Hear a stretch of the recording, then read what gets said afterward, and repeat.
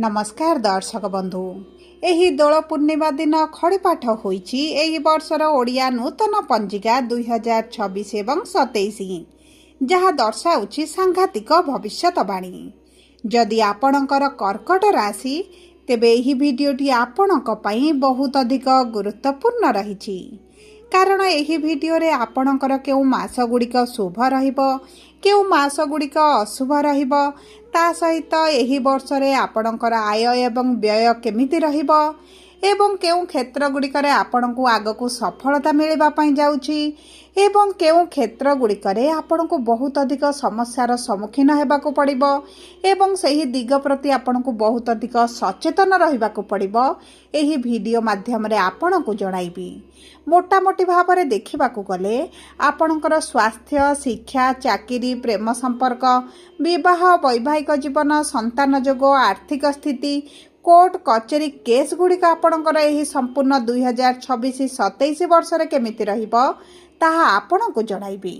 ताहा सहित देखंतु आपणकर राशिटी कर्कट हेले मध्य नक्षत्र अनुसार प्रमुख ग्रह मानकर गोचर राशि परिवर्तन गुड़िक आपणक जीवन रे केउ मासरे केउ तारीख ठारू अधिक प्रभाव पकाइबा आरंभ करिवे ताहा मध्य आपणको जणाइबी।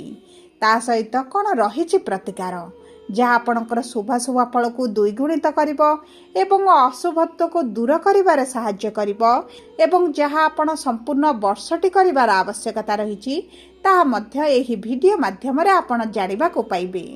सेतिपई आम सह शेष पर्यंत जोड़ी होई रहंतु। एबे विलंब न करी कार्यक्रमटी को आगको बढ़ाइबा, किंतु वीडियोटी आरंभ करिबा पूर्वरु जदि आपणकर भी कर्कट राशि होइथाए एवं आपण भी ईश्वर को आंतरिक भक्ति एवं विश्वास करती तेबे वीडियोटी को लाइक करंतु। कमेंट बॉक्स रे जय जगन्नाथ जय मां लक्ष्मी अवश्य लिखि दियंतु। ता सहित आम सह जोगाजोग करिबा पई वीडियोर मध्य भाग रे एक व्हाट्सएप नंबर टे दिया जाइछि, जो नंबर साहाय्य रे आपण आम सह जोगाजोग करी निजर नूतन कुंडली प्रस्तुत करि परिबे, कुंडली विश्लेषण कराई परिबे किंबा आपणकर चाकरी, विवाह, व्यवसाय, प्रेम संपर्क, शिक्षा एवं स्वास्थ्य को नहीं जदि किसी समस्या रहिछि ताहार सहजरे एवं स्वल्प मूल्य रे समाधान करि परिबे। सेतिपई आपण आम सह शेष पर्यंत जोड़ी होई रुहंतु। व्हाट्सएप नंबर माध्यम रे आम सह जोगाजोग करी खूब कम मूल्य रे आपणकर समस्यार समाधान करंतु। एबे आसंतु कार्यक्रमटी को आगको बढ़ाइबा, किंतु सर्वप्रथम जानिबा प्रमुख ग्रह मानकर गोचर राशि परिवर्तन केबे एवं केउ क्षेत्र रे आपणकर हेबा पई जाउछि। देखंतु सर्वप्रथम हेउछि देवगुरु बृहस्पति, जे जून मास 2 तारिख दिन आपणक राशि को चलिबा पई जाउछथि, जहा आपणक जीवन रे दीर्घ 12 वर्ष परे घटिबा पई जाउछि। किछि ना किछि तो शुभ परिवर्तन आसीबो, किछिटा मनस्कामना पूरण हेबो एवं देखंतु आपणक राशि रे गुरु उच्च स्थिति रे विराजमान करिवे। 31 अक्टोबर रे आपणकर धनर भाव को गोचर करिवे एवं एही दुईटी भाव रे गुरुंकर गोचर एही 2026-27 वर्ष रे आपणक जीवन रे बहुत किछि परिवर्तन करिवो। ता सहित देखंतु कर्म फलदाता न्यायर देवता शनिदेव आपणकर भाग्यर भाव रे जून मास 3 तारिख 2027 पर्यंत विराजमान हेबे।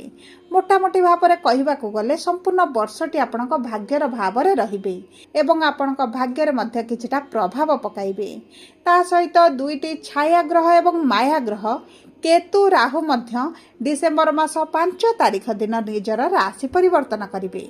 माने केतु चलिबे आपणक राशि को, राहु चलिबे आपणकर सप्तम भाव को, जहाँ मध्य आपणक जीवन रे किछि ना किछि तो समस्या सृष्टि करि पारंती। तेबे आसंतु आगको देखिबा नक्षत्र अनुसार आपणक जीवन रे की प्रकार प्रभाव पड़िबा पई जाउछि।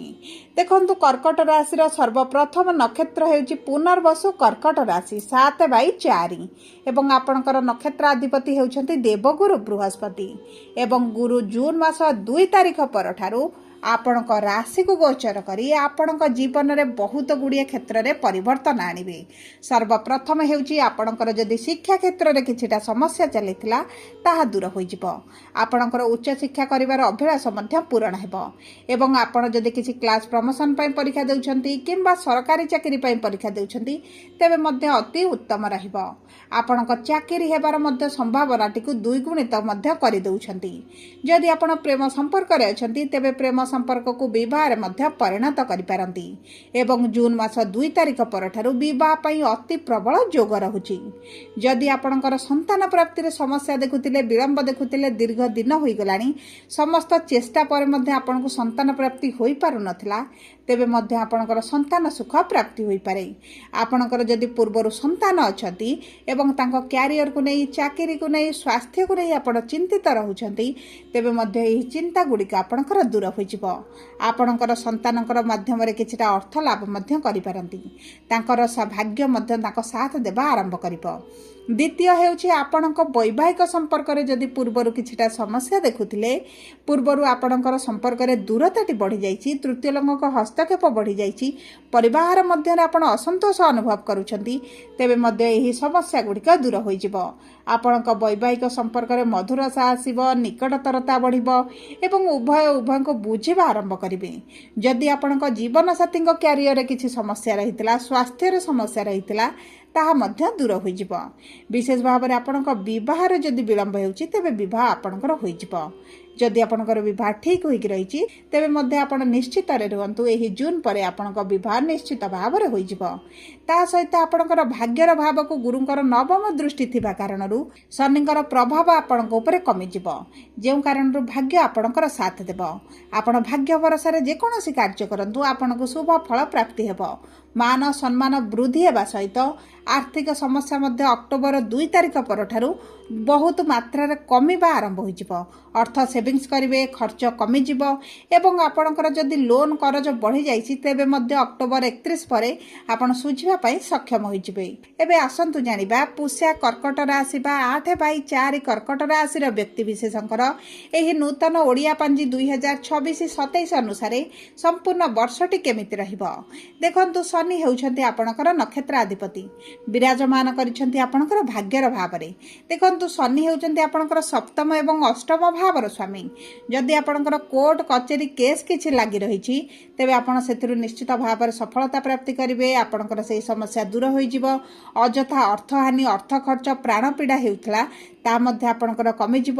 ଆପଣଙ୍କର ପ୍ରାପ୍ୟ ଆପଣଙ୍କୁ ପ୍ରାପ୍ତ ହେବା ସହିତ ଯଦି ଆପଣଙ୍କର ଅର୍ଥ କେଉଁଠି ଫସିକି ରହିଛି ତାହା ମଧ୍ୟ ଆପଣଙ୍କୁ ପ୍ରାପ୍ତ ହେବ। ଅଚାନକ ଧନ ଲାଭ ହୋଇପାରେ କିମ୍ବା ସରକାରୀ ସ୍ତରରୁ ମଧ୍ୟ କିଛିଟା ସାହାଯ୍ୟ ରାଶି ପ୍ରାପ୍ତ ହୋଇପାରେ।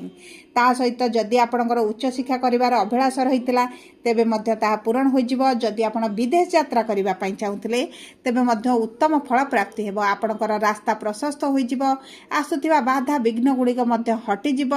ଯଦି ଆପଣ ସ୍ୱାସ୍ଥ୍ୟ ସେବା ଜନିତ କିଛିଟା କାର୍ଯ୍ୟ କରୁଛନ୍ତି, ଆପଣ ଟିଚର ଅଛନ୍ତି, କାଉନ୍ସିଲର ଅଛନ୍ତି, ମେଡ଼ିକାଲରେ ଜବ୍ କରିଛନ୍ତି ତେବେ ଏହିସବୁ କ୍ଷେତ୍ରରେ ଆପଣଙ୍କୁ ଆକାଶ ଛୁଆଁ ସଫଳତା ପ୍ରାପ୍ତି ହେବ। ବିଶେଷ ଭାବରେ ଯଦି ଆପଣ ଅନଲାଇନ୍ ରିଲେଟେଡ୍ କିଛି କାର୍ଯ୍ୟ କରିବା ପାଇଁ ଚାହୁଁଛନ୍ତି ତେବେ ଆପଣଙ୍କ ପାଇଁ ବହୁତ ଅଧିକ ଶୁଭଦାୟକ ରହିବ। କିନ୍ତୁ ଡିସେମ୍ବର ମାସ 5 ତାରିଖ ଦିନ ରାହୁ ଆପଣଙ୍କର ବିବାହର ଭାବରେ ପ୍ରବେଶ କରିବା କ୍ଷଣି ବୈବାହିକ ସମ୍ପର୍କରେ ଉଚ୍ଚ ନିଚ ଭଳି ପରିସ୍ଥିତି ଆପଣ ଦେଖିପାରନ୍ତି ଏବଂ ଯେଉଁମାନେ ବୈବାହିକ ସମ୍ପର୍କରେ ଥିବା ସତ୍ତ୍ୱେ ମଧ୍ୟ ଅନ୍ୟତ୍ର କୌଣସି ସମ୍ପର୍କ ରଖିଥିଲେ ତେବେ ଆପଣଙ୍କର ସମ୍ପର୍କ ଏକ୍ସପୋଜ ହୋଇପାରେ। ଆପଣଙ୍କ ସମ୍ପର୍କରେ ମତଭେଦ ବଢ଼ିପାରେ, ଉଭୟ ଅଲଗା ହେବା ଭଳି ପରିସ୍ଥିତି ମଧ୍ୟ ଦେଖାଦେଇପାରେ। ସେଥିପ୍ରତି ଆପଣଙ୍କୁ ଦୃଷ୍ଟି ଦେବାକୁ ପଡ଼ିବ ଏବଂ ତା ସହିତ ଯଦି ଆପଣଙ୍କର ନୂତନ ଭାବରେ କୌଣସି ବ୍ୟବସାୟ କରିବା ପାଇଁ ଚାହୁଁଥିଲେ ଉତ୍ତମ ରହିବ। ପାର୍ଟନରସିପ୍ ବ୍ୟବସାୟ ଯଦି ଆପଣ କରିବା ପାଇଁ ଚାହୁଁଥିଲେ ତେବେ ସେହି ସବୁ କ୍ଷେତ୍ରରେ ଆପଣଙ୍କୁ ସଫଳତା ପ୍ରାପ୍ତି ହେବ। ଚାକିରିରେ ପ୍ରମୋସନ୍ ହୋଇପାରେ, ଆପଣଙ୍କର ସାଲାରୀରେ ଇନକ୍ରିମେଣ୍ଟ ମଧ୍ୟ ଦେଖାଦେଇପାରେ। ଆପଣଙ୍କୁ କର୍ମକ୍ଷେତ୍ର ଜନିତ କିଛି ନା କିଛି ତ ଶୁଭ ଖବର ପ୍ରାପ୍ତ ହେବ। ବିଶେଷ ଭାବରେ ଆପଣଙ୍କର ଯେଉଁ ମେଡ଼ିକାଲରେ ଅଯଥା ଖର୍ଚ୍ଚ ଗୁଡ଼ାଏ ବଢ଼ୁଥିଲା ତାହା ଆପଣଙ୍କର କମିଯିବ। ଏବେ ଆସନ୍ତୁ ଜାଣିବା ଅଶ୍ଳେଷା କର୍କଟ ରାଶି ବା 9/4 କର୍କଟ ରାଶିର ବ୍ୟକ୍ତିବିଶେଷଙ୍କର ଏହି ଓଡ଼ିଆ ନୂତନ ପାଞ୍ଜି 2026 ଏବଂ 27 ଅନୁସାରେ ଏହି ସମ୍ପୂର୍ଣ୍ଣ ବର୍ଷ ବର୍षटी କେମିତି ରହିବ। ଦେଖନ୍ତୁ, ବୁଧ ହେଉଛନ୍ତି ଆପଣଙ୍କର ନକ୍ଷତ୍ର ଅଧିପତି ଏବଂ ବୁଧ ବିରାଜମାନ କରିଛନ୍ତି ଅଷ୍ଟମ ଭାବରେ। ଆପଣଙ୍କର ଭାଗ୍ୟର ଭାବକୁ ଗୋଚର କରିବେ ଏବଂ ଆଗାମୀ ସ୍ଥିତି ଗୁଡ଼ିକ ବୁଧଙ୍କର ଅତି ଉତ୍ତମ ରହିବ। ସହିତ ବୁଧ ଯେହେତୁ ଆପଣଙ୍କର ଦ୍ୱାଦଶ ଏବଂ ତୃତୀୟ ଭାବର ସ୍ୱାମୀ, ଆପଣଙ୍କ କର୍ମକ୍ଷେତ୍ର ସମ୍ବନ୍ଧିତ ବହୁତ ଅଧିକ ସଫଳତା ମିଳିବ, ଲାଭବାନ ମଧ୍ୟ ହେବେ, ଏକ୍ସଟ୍ରା ଇନକମ୍ କରିବେ, ଆପଣଙ୍କର ରୋଜଗାରରେ ବଢ଼ତି ଆସିବ। ଯେଉଁମାନେ ପୂର୍ବରୁ ବିଦେଶରେ ରହୁଥିଲେ ସେମାନଙ୍କ ଭାଗ୍ୟ ସେମାନଙ୍କ ସାଥ ଦେବା ଆରମ୍ଭ କରିବ। ଯଦି ଆପଣ ବୈଦେଶିକ ମୁଦ୍ରା ରୋଜଗାର କରୁଛନ୍ତି ତେବେ ଆପଣଙ୍କୁ ତ ନିଶ୍ଚିତ ଭାବରେ ଦ୍ୱିଗୁଣିତ ସଫଳତା ପ୍ରାପ୍ତି ହେବ। ଯଦି ଆପଣ ଅନଲାଇନ୍ ରିଲେଟେଡ୍ କିଛିଟା କାର୍ଯ୍ୟ କରୁଛନ୍ତି, ଏଆଇ ଫିଲ୍ଡରେ ଅଛନ୍ତି, ଆଇଟି ସେକ୍ଟର ଅଛନ୍ତି କିମ୍ବା ଟ୍ରାନ୍ସପୋର୍ଟରେ କରୁଛନ୍ତି, ଏକ୍ସପୋର୍ଟ ଇମ୍ପୋର୍ଟରେ କାର୍ଯ୍ୟ କରୁଛନ୍ତି, ତେବେ ଏହିସବୁ କ୍ଷେତ୍ର ଗୁଡ଼ିକରେ ନିଯୁକ୍ତ ଥିବା ବ୍ୟକ୍ତିମାନଙ୍କୁ ବହୁତ ଅଧିକ ସଫଳତା ପ୍ରାପ୍ତି ହେବ। ଏବଂ ଦେଖନ୍ତୁ, ଆପଣଙ୍କର ଦୀର୍ଘ ଦିନର କିଛି ଅଭିଳାଷ ମଧ୍ୟ ପୂରଣ ହେବା ପାଇଁ ଯାଉଛି। ଆପଣଙ୍କ ସ୍ୱାସ୍ଥ୍ୟରେ ଯେଉଁ ସମସ୍ୟା ଥିଲା ପୂର୍ବରୁ ତାହା ମଧ୍ୟ କମିବା ଆରମ୍ଭ ହୋଇଯିବ। କିନ୍ତୁ ଆପଣଙ୍କର ଖାଦ୍ୟପାନୀୟକୁ ବିଶେଷ ଭାବରେ ଆପଣଙ୍କୁ ଦାୟିତ୍ୱ ନେବାକୁ ପଡ଼ିବ, ନଚେତ ଆପଣଙ୍କର ମୋଟାପା ବଢ଼ିପାରେ, ଯେଉଁ କାରଣରୁ ଆପଣଙ୍କ କିଡନୀ, ଲିଭର, ହାର୍ଟରେ ମଧ୍ୟ କିଛିଟା ପ୍ରଭାବ ପଡ଼ିପାରେ। ସେଥିପ୍ରତି ଆପଣଙ୍କୁ ଦୃଷ୍ଟି ଦେବାକୁ ପଡ଼ିବ। ତା ସହିତ ଦେଖନ୍ତୁ, ଆପଣଙ୍କର ଯଦି ଛୋଟ ଭାଇ ଭଉଣୀଙ୍କ ସହିତ ସମ୍ପର୍କ ଖରାପ ରହିଥିଲା ତେବେ ପୁନର୍ବାର ସମ୍ପର୍କରେ ମଧୁରତା ଆସିବ। ଆପଣଙ୍କ ପୈତୃକ ସମ୍ପତ୍ତିରେ ମଧ୍ୟ ପ୍ରାପ୍ତ ହେବ। ଆପଣ ଯଦି ନୂତନ ଭାବରେ ଘର, ଗାଡ଼ି, ଯାନ, ବାହନ କିଛି କ୍ରୟ କରିବା ପାଇଁ ଚାହୁଁଥିଲେ ତେବେ ମଧ୍ୟ ଉତ୍ତମ ଫଳ ଆପଣଙ୍କୁ ପ୍ରାପ୍ତି ହେବ। ମୋଟାମୋଟି ଭାବରେ ଦେଖିବାକୁ ଗଲେ ଆପଣଙ୍କୁ ମିଶ୍ରିତ ଫଳ ପ୍ରାପ୍ତ ହେବ। ସବୁ ପରେ ଅଶୁଭତ୍ୱକୁ ଦୂର କରି ଶୁଭାଶୁଭ ଫଳକୁ ବୃଦ୍ଧି କରିବା ପାଇଁ ଆପଣ ପ୍ରତିଦିନ ବୁଧଙ୍କର ବୀଜ ମନ୍ତ୍ର 108 ଥର ପାଠ କରନ୍ତୁ। ସୂର୍ଯ୍ୟଙ୍କୁ ପ୍ରାତଃ ସମୟରେ ଜଳ ଅର୍ପଣ କରନ୍ତୁ, ମହାଦେବଙ୍କର ପୂଜାର୍ଚ୍ଚନା କରନ୍ତୁ, ସନ୍ଧ୍ୟା ସମୟରେ ଚନ୍ଦ୍ରମାଙ୍କର ବୀଜ ମନ୍ତ୍ର ପାଠ କରନ୍ତୁ ଏବଂ ହନୁମାନ ଚାଳିସା ପ୍ରତିଦିନ ପଢ଼ନ୍ତୁ ଏବଂ ତା ସହିତ ଗୁରୁଙ୍କର ବୀଜ ମନ୍ତ୍ର ମଧ୍ୟ ପାଠ କରନ୍ତୁ। ଗୁରୁ ଆପଣଙ୍କ ରାଶିକୁ ଚଳିବା ପାଇଁ ଯାଉଛନ୍ତି। ସବୁ ପରେ ଯଦି ଆପଣଙ୍କର କର୍କଟ ରାଶି ହୋଇଥାଏ, ଭିଡ଼ିଓଟି କିଭଳି ଲାଗିଲା କମେଣ୍ଟ ବକ୍ସରେ ଲେଖି ଜଣାନ୍ତୁ। ଯଦି ପ୍ରଥମ ଥର ଆମ ଚ୍ୟାନେଲକୁ ଆସିଛନ୍ତି, ଚ୍ୟାନେଲଟିକୁ ସବସ୍କ୍ରାଇବ୍ କରନ୍ତୁ। ପାଖରେ ଥିବା ବେଲ୍ ଆଇକନକୁ